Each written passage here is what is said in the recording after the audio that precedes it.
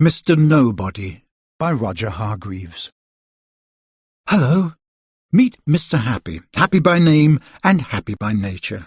And now, I'm going to tell you a story. Actually, this story isn't about Mr. Happy. Well, not really. It's about somebody he met not very long ago, last month, in fact. Mr. Happy had been to tea with little Miss Sunshine. He thought about catching a bus to take him home, but as it was such a nice day, he thought again and decided to walk. And he was glad he did. Would you like to know why? I shan't tell you. Not yet, anyway. Mr. Happy was whistling to himself as he walked along when he heard a noise. He stopped. There it was again, a sort of sniffing noise. Sniff, sniff, sniff. Suddenly, a drop of rain splashed on top of his head. That's odd, he thought to himself, looking up. There isn't a cloud in the sky. And then he couldn't believe his eyes. You'll never guess what Mr. Happy saw. There, sitting on the branch of a tree, was somebody who sort of was, but wasn't. I know it sounds ridiculous, but it's true. You could see through him. And he was crying real big, fat, wet tears, which, of course, were what had splashed on top of Mr. Happy's head. "Who," Mr. Happy managed to splutter, "are you?" The person who sort of was but wasn't looked mournfully down at him, and in a mournful, melancholy voice replied, "Nobody." "Nobody?" gasped Mr. Happy. "But everybody's somebody." The person who sort of was but wasn't sighed deeply. "Except me," he said, and he started to cry more real big, fat, wet tears. Mr. Happy scratched his head, which was getting quite wet by this time. "Can you get down?" he wondered. "Possibly," replied Mr. Nobody, and he climbed down out of the tree. "Where have you come from?" asked Mr. Happy. "Nowhere." Mr. Nobody sighed the sort of sigh that breaks your heart. "I know I used to be somebody, but I can't remember who." He sniffed. "Or what?" He sniffed. "Or where?" He sniffed. "Or when?" He sobbed. Mr. Happy couldn't help but stare.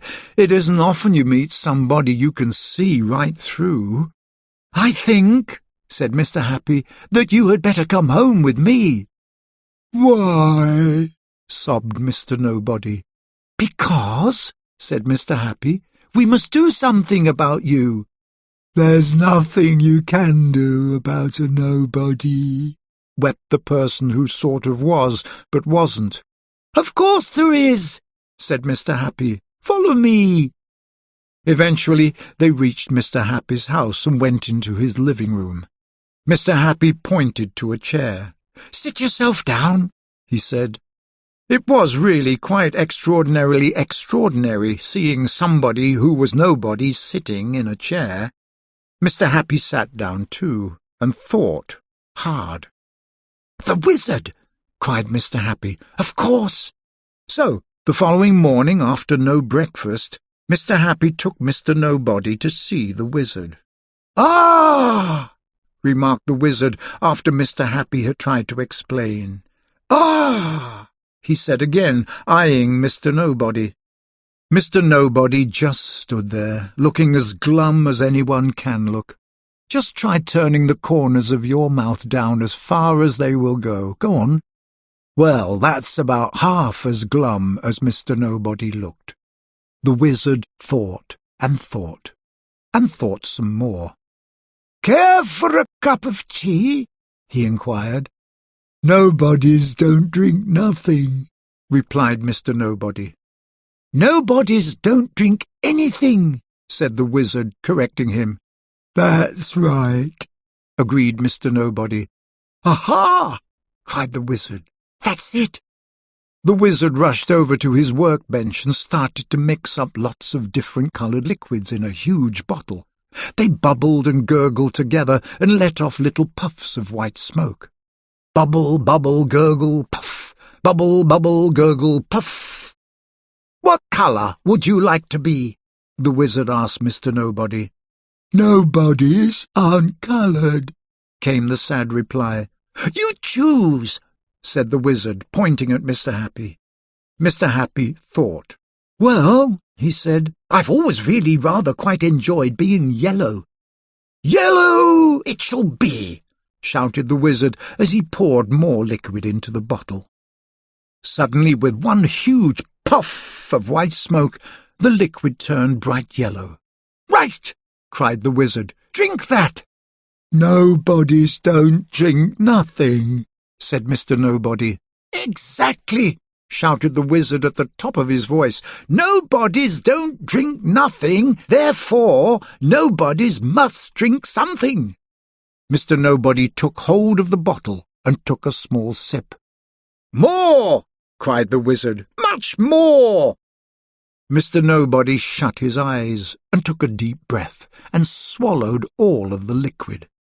Mr. Happy and the wizard watched and waited and waited and watched. Nothing happened. "Told you so," said Mr. Nobody, and he sighed, another one of those sighs that break your heart. But wait a minute. Did their eyes deceive them, or they looked at Mr. Nobody's feet? They were turning sort of, yes, yellow. Yes, decidedly yellow, definitely yellow. Then Mr. Nobody's legs turned yellow, and then his body, and then his arms. "His nose!" Mr. Happy shouted. "What about his nose?" They watched, and they waited, and they waited, and they watched. Nothing happened. Suddenly Mr. Nobody sneezed, and immediately after he sneezed, with an enormous pop, a tissue pop, his nose turned yellow as well. Oh, I wish you'd been there to see Mr. Nobody's face. His mouth stopped turning down and started turning up and up and up and up again. "Well," chuckled Mr. Happy, "I told you so. Everybody's a somebody."